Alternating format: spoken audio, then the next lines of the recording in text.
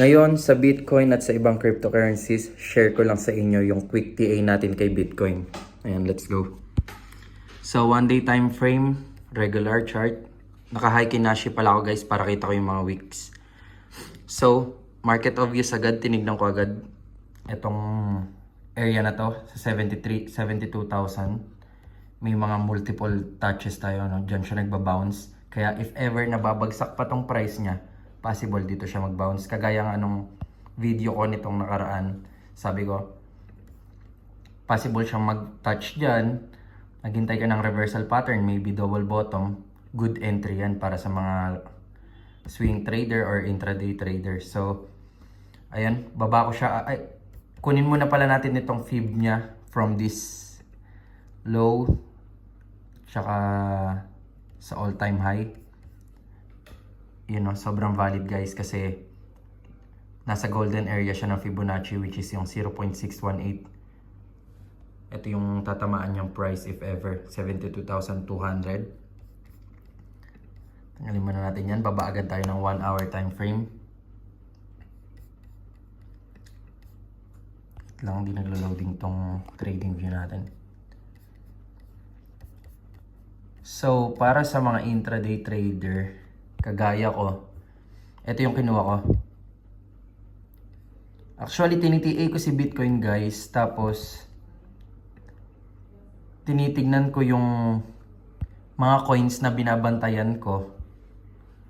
Kung correlated yung chart niya kay Bitcoin. Tapos, doon ako nagte-trade sa mga altcoins para mas malalaki yung galaw. Para mas, if ever na bumagsak si Bitcoin, mas malaki yung bagsak nung sa altcoin. Or if ever na tumaas yung si Bitcoin, mas mataas yung pump nung sa altcoins. So, ayun. Kinuha ko tong trendline resistance natin. Dito. Tapos, kunin ko na din tong swing high niya dito hanggang low niya ng 76,000. So, kung mapapansin nyo guys, itong 382 niya, nagbabounce siya rito. Sinosopla siya ng 382, no? Nire-reject niya tong area na to. So, valid tong resistance natin. Pero ito pa yung nakita ko nung una dyan.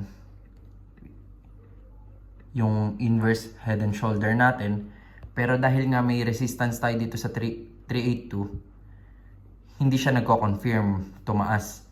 Kaya, ayan, nagbabounce lang siya sa area na to. Ayan yung quick TA ko kay Bitcoin at pag bumagsak nga siya, around dito sa 72,000, which is sa bigger picture, yung previous ATH niya nung March 2022. Mas okay, mas healthy para sa akin kapag binagsak niya pa yung market. Mas healthy yung magiging itsura niya.